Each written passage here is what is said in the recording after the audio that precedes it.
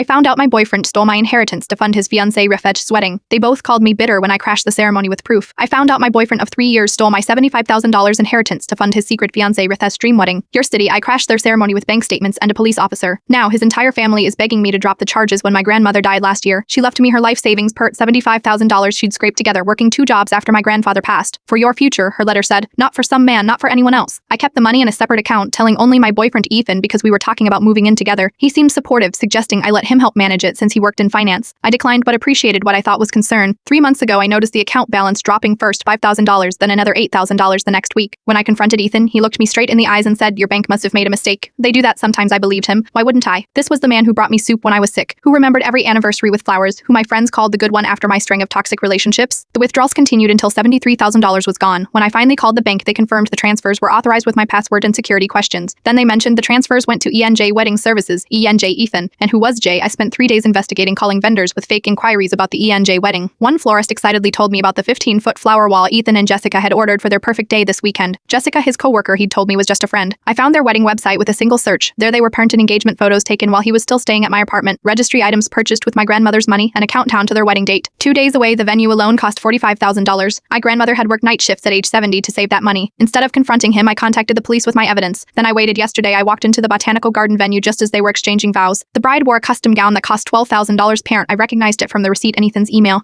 I am sorry to interrupt, I said, my voice surprisingly steady as 200 heads turned toward me, but I believe I paid for this wedding. The police officer beside me stepped forward with the bank records and arrest warrant. Ethan's face drained of color as Jessica screamed that I was just a bitter ex trying to ruin their special day. I am not bitter, I replied. I am the victim of grand theft. As they led Ethan away, his mother grabbed my arm, begging me to reconsider. He made a mistake. Don't destroy his life over money. I looked at the lavish flowers, the champagne towers, the string quartet that had fallen silent. It wasn't just money, it was my grandmother's life, and your son stole it while looking me in the eyes and telling me he loved me. His family has called 27 times since yesterday, alternating between threats and pleas. Jessica posted online that I am vindictive for not letting them start their marriage in peace. This morning I withdrew the remaining $2,000 and donated it to a domestic violence shelter. Then I deleted their numbers and started apartment hunting in another city. Some lessons cost everything you have, but as my grandmother would say, better to lose your money than waste your life on someone who would steal it.